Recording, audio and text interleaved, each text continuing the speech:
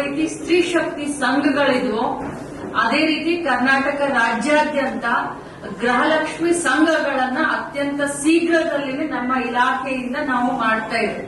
ಯಾಕಂತಂದ್ರೆ ತಿಂಗಳಿಗೆ 2,000 ರೂಪಾಯಿಯನ್ನ ಅವ್ರು ಖರ್ಚು ಮಾಡದೆ ಉಳಿತಾಯ ಮಾಡಿಕೊಂಡು ಅದರಿಂದ ಮುಂದೆ ಅವರಿಗೆ ಅವರ ಭವಿಷ್ಯದಲ್ಲಿ ಅನುಕೂಲ ಆಗ್ಲಿ ಮತ್ತು ಇನ್ನೂ ಅನೇಕ ರೀತಿಯಿಂದ ಅವರಿಗೆ ನಾವು ಗೃಹಲಕ್ಷ್ಮಿ ಸಂಘದಿಂದ ಅವರಿಗೆ ಸರ್ಕಾರದಿಂದ ಇನ್ನೂ ಅನೇಕ ಸೌಲಭ್ಯಗಳನ್ನ ಕೊಡಬೇಕನ್ನುವಂತ ಚಿಂತನೆಯನ್ನ ಈಗಾಗಲೇ ನಮ್ಮ ಇಲಾಖೆಯಲ್ಲಿ ನಾವು ಮಾಡ್ತಾ ಇದ್ದೀವಿ. ಇನ್ನು ಹಿರಿಯ ನಾಗರಿಕರಿಗೆ ಸಂಬಂಧಪಟ್ಟಂತ ಏನಾದ್ರೂ ಅವರಿಗೆ ಕಾನೂನಿನ ಸಲಹೆ ಸಹಾಯ ಲೀಗಲ್ ಅಡ್ವೈಸ್ ಅವ್ರಿಗೆ ಬೇಕಾದ್ರೆ ನಮ್ಮ ಇಲಾಖೆಯಿಂದ ಯಾವ ರೀತಿ ನಾವು ಅವ್ರಿಗೆ ಸಹಾಯಕ್ಕೆ ಅವ್ರಿಗೆ ಹೋಗಬಹುದು ಅನ್ನೋದ್ರ ಬಗ್ಗೆನೂ ಕೂಡ ಬಹಳಷ್ಟು ವಿವರವಾಗಿ ನಾವು ಚರ್ಚೆಯನ್ನ ಮಾಡಿದ್ವಿ.